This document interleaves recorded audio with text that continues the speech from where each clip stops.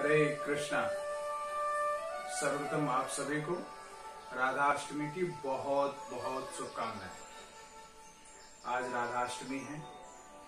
आज श्री राधिका जी का, श्री किशोरी जी का आज प्राकट्य दिवस है, जन्म दिवस है, प्राकट्य दिवस है। इसके बारे में वर्णन मैं आगे करूंगा कि राधा रानी का जन्म हुआ है या राधा रानी प्रकट हुई है। तो श्री राधा रानी भाद्रपद माह के शुक्ल पक्ष की अष्टमी तिथि को राधा रानी का इस पृथ्वी पे अवतरण हुआ। उनके पिता का नाम वृषभानु, माता का नाम कृतिका देवी था। वृषभानु जी और कृतिका देवी के गर्भ से श्री किशोरी जी का, श्री राधा रानी का आज प्राकट्य दिवस मनाते हैं। सभी लोग धूमधाम से मनाते हैं। अब उनके जन्म की कथा भी तो होनी चाहिए, कोई न कोई कथा तो होगी। तो श्री राधिका रानी के जन्म की बहुत सारी कथाएं हैं, बहुत सारी शास्त्रों में मान्यताएं हैं कि राधा रानी का प्राकट्य कैसे हुआ। तो उसमें से एक जो सर्वसम्मत कथा है, जो श्री प्रभुपाद जी ने बताई है, उन्होंने बताया कि आज से 5200 वर्ष पूर्व मथुरा जिला, जो आज का मथुरा जिला है, तो मथुरा जिला में गोकुल महावन एक जगह है, छोटा सा गांव है, गोकुल महावन कस्बा टाइप है। गोकुल महावन कस्बे में एक रावल गांव पड़ेगा, रावल। तो रावल गांव में ही राधा रानी का जन्म हुआ था, भाद्रपद माह के शुक्ल पक्ष की अष्टमी तिथि को, और नक्षत्र जो थी और अनुराधा नक्षत्र। तो इसमें कुछ दिन बाद जब राधा रानी का जन्म हो गया, तो कुछ दिन बाद वृषभानु जी ने एक वृषभानपुरा बसाया। वृषभानपुरा नाम का एक गांव बसाया, जो आज हम लोग बरसाना के नाम से जानते हैं, है ना। बरसाना जो जाते हैं ना, बोलते हैं श्री किशोरी जी का स्थान है। और श्री किशोरी जी का तो यह गृह भूमि है, पवित्र भूमि है, जहां पे ब्रज की अधीश्वरी के रूप में राधा रानी की पूजा होती है। और भगवान कृष्ण की तरह राधा रानी का प्राकट्य हुआ है, ऐसा बहुत कम लोग जानते हैं। क्योंकि पिछली कथा में, कृष्ण जन्माष्टमी वाली कथा में मैंने वर्णन किया था कि राधा रानी जब भगवान से रूठ करके गोकुल धाम से थोड़े दिन के लिए कहीं चली गई थी, तो सुदामा गोप के श्राप की वजह से उनका पृथ्वी पे आगमन हुआ था, है ना।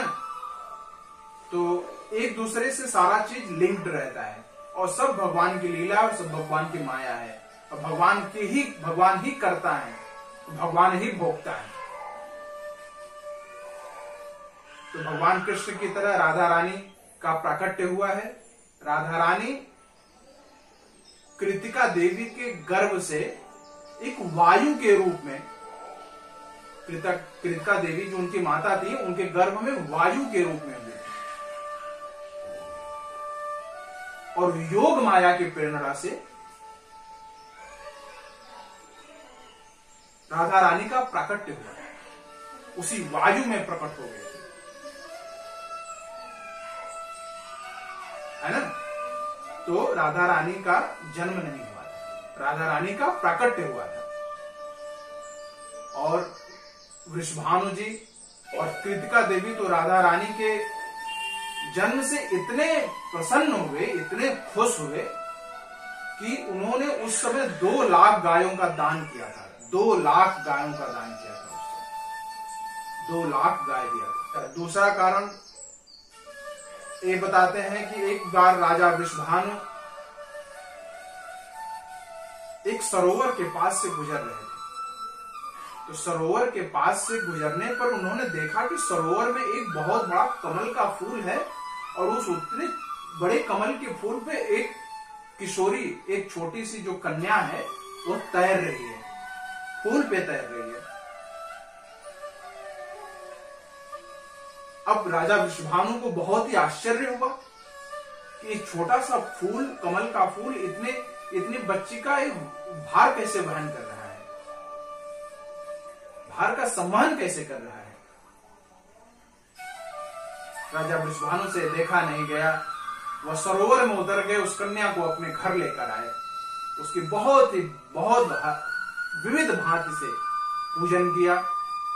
जब उनका पूजन हो रहा था तो ऐसी मान्यता है कि ऊपर से स्वर्ग से जो देवता थे उन्होंने पुष्प वर्षा किया।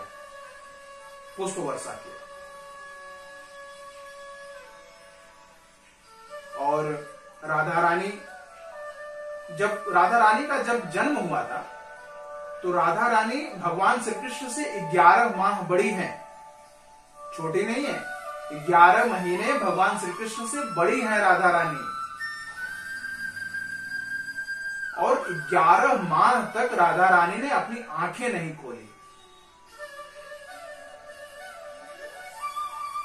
जब आंखें न खुलने का समाचार जब राजा वृषभानु को हुआ, जब उनकी माता कृतिका देवी ने जब बोला कि तो बच्ची आंखें नहीं खोल रही है, तो उस समय नंद बाबा और यशोदा के यहाँ वृषभानु जी का आना जाना था। तो यारी दोस्ती में उन्होंने बताया मेरे यहाँ एक कन्या पैदा हुई है, उसने अभी तक आंखें नहीं खोला। तब नंद बाबा और माता यशोदा कृष्ण को लेके वृषभानु जी के यहां सुबह सुबह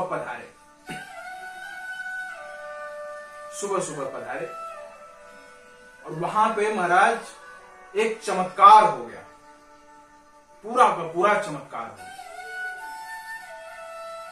जब वही राधा रानी पे भगवान श्री कृष्ण की नजर पड़ी, राधा रानी ने टक से आंखें खोल ली, तुरंत आंखें खुल गई उनकी, और एक टक लगा के अपने प्रियतम को निहारने लगी।